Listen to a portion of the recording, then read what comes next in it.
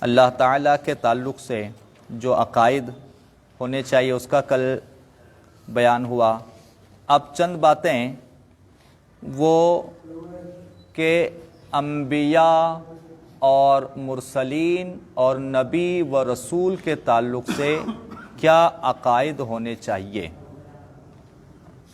اول یہ نبی اور رسول کسے کہتے ہیں، نبی کا معنی کیا، رسول کا معنی کیا۔ رسول کا معنی ہے خدا کے یہاں سے بندوں کے پاس خدا کا پیغام لانے والا، اور نبی وہ ہے، نبی وہ آدمی ہے جس کے پاس وحی یعنی خدا کا پیغام آیا لوگوں کو خدا کا راستہ بتانے کے لیے۔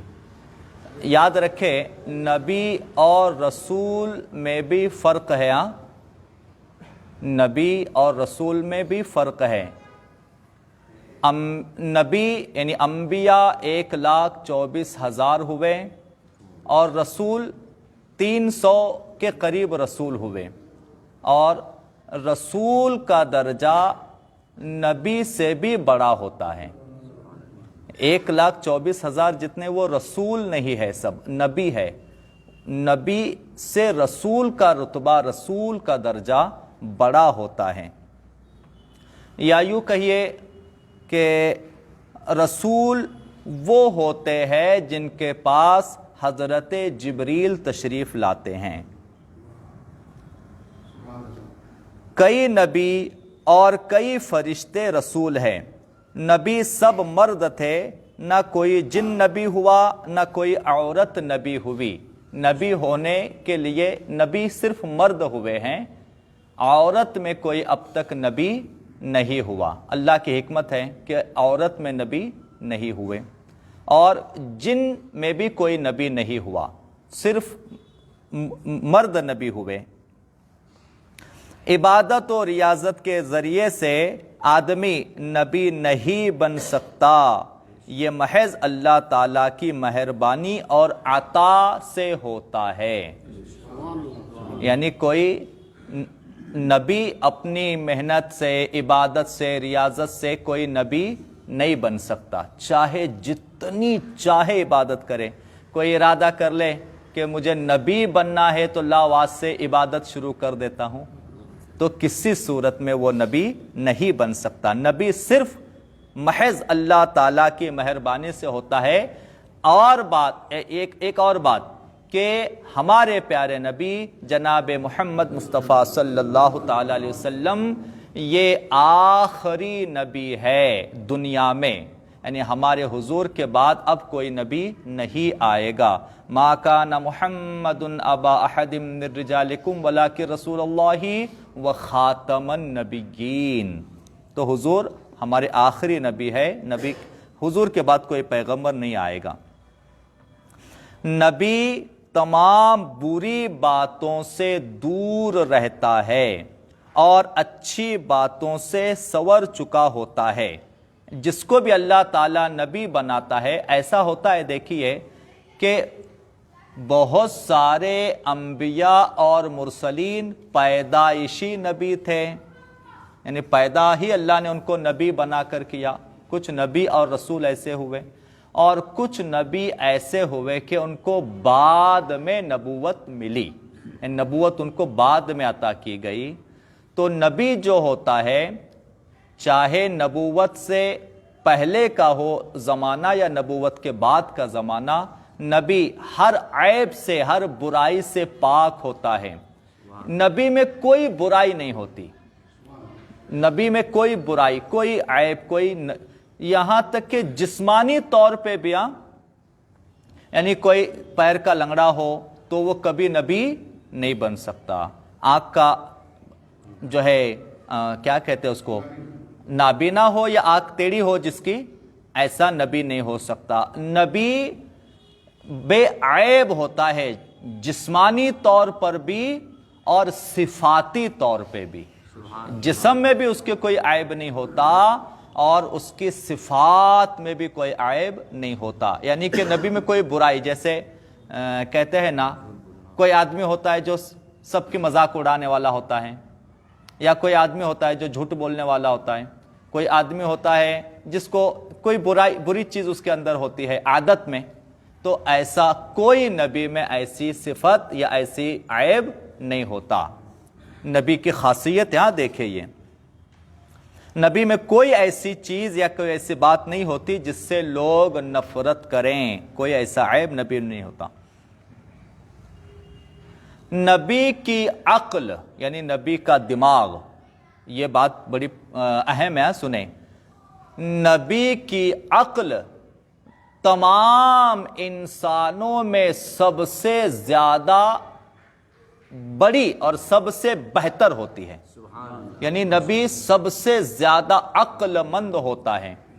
آج کے زمانے کے حساب سے دیکھ لے، بہت بڑا پڑھا لکھا انجینئر ہو، فلسفی ہو، محقق ہو، یا اپنے وقت کا بڑا ڈاکٹر ہو، جس کو لوگ جس کے ٹیلنٹ کا اور جس کے ہوشیاری کا لوگ لوہا مانتے ہو، یا جس کو سب سے زیادہ ہوشیار سمجھا جاتا ہو، سائنٹسٹ سمجھا جاتا ہو، تو نبی ان تمام پڑھے لکھوں سے، ان تمام جانکاروں سے، ہوشیاروں سے، عقل والوں سے نبی سب سے زیادہ عقل والا ہوتا ہے۔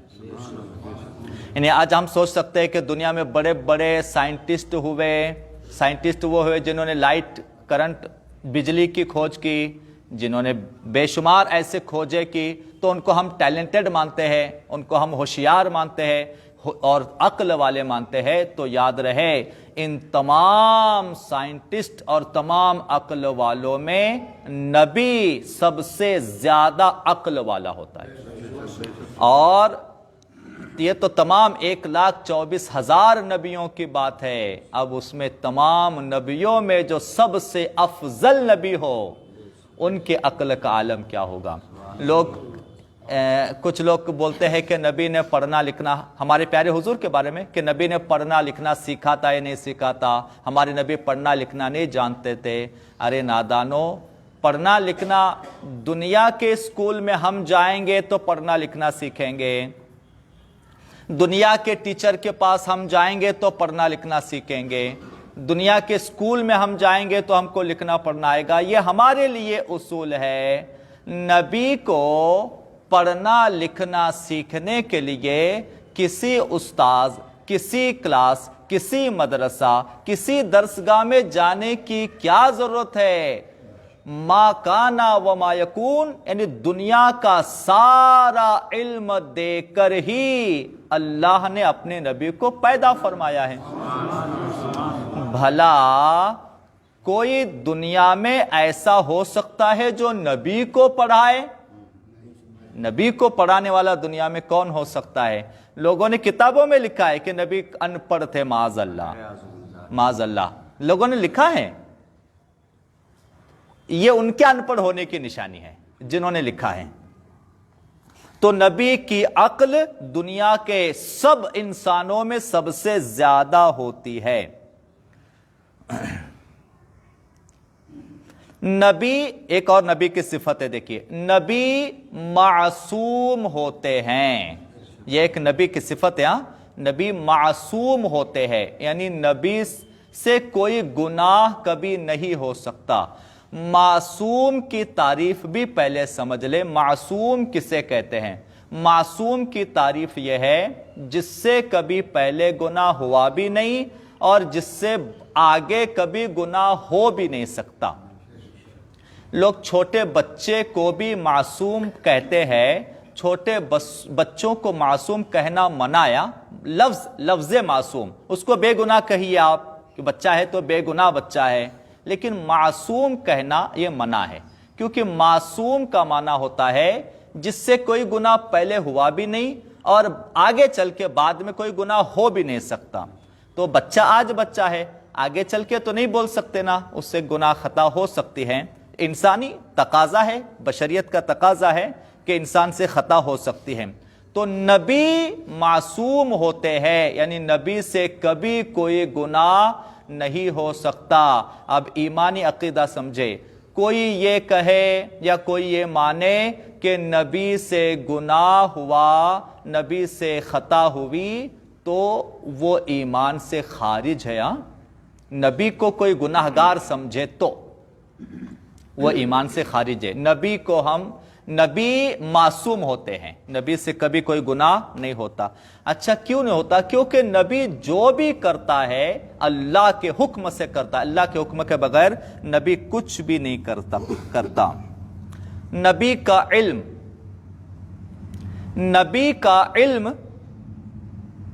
یہ اللہ کی عطا ہوتی ہے, تو نبی سے کوئی چیز چھپی ہو یہ بھی نہیں ہو سکتا, کیونکہ اللہ تعالیٰ اپنے نبی کو وہ سارے علم غیب کہہ لیجئے, چھپی باتیں, اللہ تعالیٰ اپنے نبیوں کو سارے علم کی خبریں یا سارا علم غیب کا علم اللہ تعالیٰ اپنے نبی کو عطا فرماتا ہے. نبی کے علم میں بس اتنی چیز ہے کہ نبی کا علم جو بھی ہے اپنا خود کا نہیں ہے, اللہ کا دیا ہوا ہے, اور اللہ کا علم کسی کا دیا ہوا نہیں ہے, اللہ کا اپنا علم ہے. نبی اور اللہ کے علم میں اتنا فرق ہے. 11 منٹ ہو چکے ہیں, اللہ تعالی ہمیں سمجھنے کی توفیق عطا فرمائے.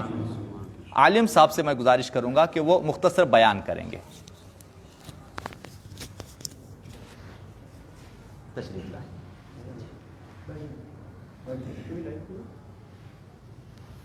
حاضرین سامعین السلام علیکم ورحمۃ اللہ وبرکاتہ. الحمدللہ الذی ابدع الافلاک والارضین والصلاة والسلام علی من کان نبی وآدم بین الماء والطین. اما بعد فاعوذ باللہ من الشیطان الرجیم. بسم اللہ الرحمن الرحیم.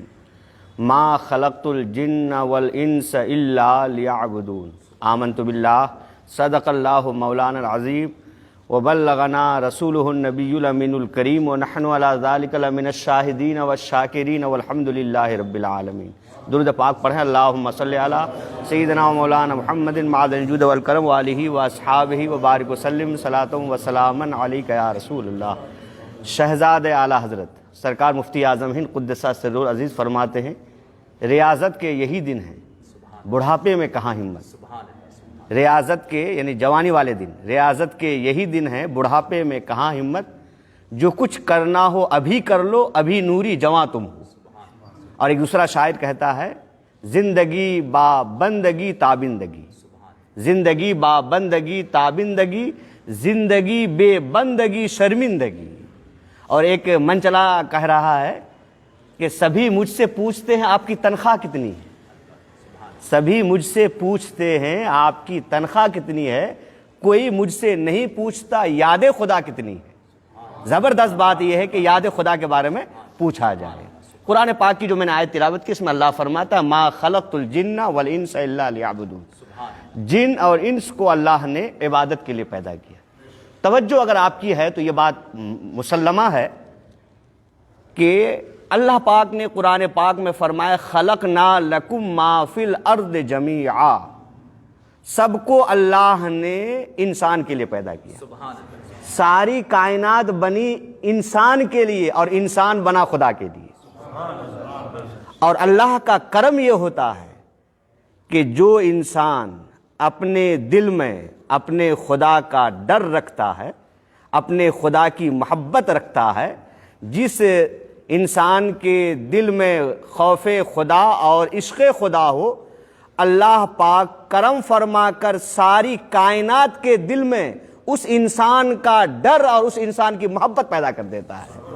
ہم ڈرنے لگے خدا سے, ہم محبت کرنے لگے خدا سے, تو ساری مخلوق ہم سے ڈرنے لگے گی اور ساری مخلوق ہم سے محبت کرنے لگے گی. آپ سمجھتے ہیں اس بات کو کہ طریقہ یہ ہے کہ جو جس کام کے لیے بنایا گیا ہے جب تک وہ کام انجام دیتا ہے قابل قدر رہتا ہے, کام کرنا چھوڑ دیتا ہے بے قدر ہو جاتا ہے. چھتری کا کام ہے دھوپ اور بارش سے بچانا, لائٹ کا کام ہے ٹائم دینا, اور جناب والا یہ گھڑی کا کام ہے ٹائم دینا.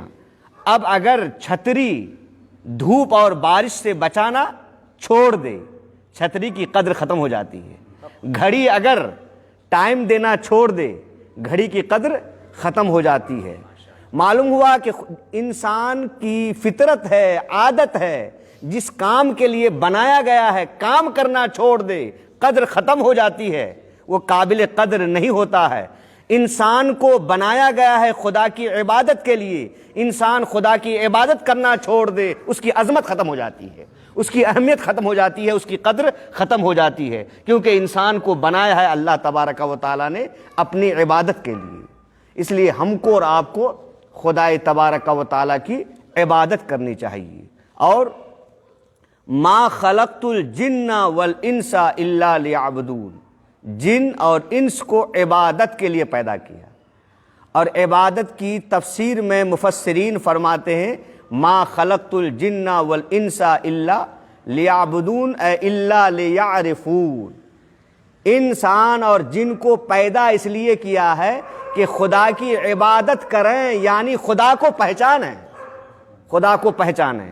اور خدا کو پہچاننا اس وقت ہوگا کہ روایت میں آتا ہے من عرف نفسہ فقد عرف ربہ، جس نے اپنے آپ کو پہچان لیا اس نے خدا کو پہچان لیا۔ اور ہم کو اور آپ کو اپنے آپ کو پہچاننا چاہیے۔ حضرات گرامی، ایک روایت آتی ہے اور حضرت شمس الائمہ حلوانی کہتے ہیں من غلب عقلہ علی شہوتہ فہو خیر من الملائکہ ومن غلب شہوتہ علی عقلہ فہو شر من البہیمہ۔ ان کے فرمان کا ترجمہ یہ ہے کہ جس انسان کی عقل اس کی خواہش نفس پر غالب آ جائے، عقل خواہش نفس پر غالب آ جائے تو ابھی تو وہ ہے انسان فرشتوں سے بہتر ہو جاتا ہے۔ انسان کی عقل اگر خواہش سے غالب آ جائے تو انسان سے بڑھ کر فرشتہ بن جاتا ہے۔ اور آگے حضرت قبلہ فرما رہے ہیں کہ جس انسان کی عقل خواہش سے دب جائے، عقل پر خواہش کا غلبہ ہو جائے، وہ وہی کرنے لگے جو خواہش کہے، چاہے جو من چاہے، وہ فرماتے ہیں وہ جانوروں سے بدتر ہو جاتا ہے۔ جس کی عقل خواہش سے مغلوب ہو جائے وہ جانوروں سے بدتر ہو جاتا ہے۔ معلوم یہ ہوا ہم جس قدر اپنی خواہش کو اپنے کنٹرول میں رکھیں اس قدر ہمارا مرتبہ اونچا ہوتا چلا جائے گا۔ جس قدر ہم خواہش کا غلام بنتے جائیں گے رب کی رحمت ہم سے روٹتی چلی جائے گی۔ اس لیے ہم اور آپ اپنی خواہش کو اپنا غلام بنائیں۔ جب ہماری خواہش ہماری غلام ہو جائے گی تو نہ صرف یہ کہ خواہش غلام ہو جائے گی، پوری کائنات غلام ہو جائے گی۔ ہم آقا بن جائیں گے، ہم مخدوم بن جائیں گے۔ اس لیے مسلمانوں، ہمیں اپنی خواہش کا اپنے آپ کو غلام نہیں بنانا ہے، ہم کو بندہ بننا ہے خدا کا، غلام بننا ہے مصطفیٰ کا۔ جب ہم بندہ بن جائیں گے خدا کے، غلام بن جائیں گے مصطفیٰ کے، تو ہوگا یہ کہ ساری دنیا غلام ہو جائے گی ہماری۔ اللہ پاک سے دعا ہے ہمیں شریعت مصطفیٰ پر عمل کرنے کی توفیق عطا فرمائے۔ وآخر دعوانا الحمدللہ رب العالمین۔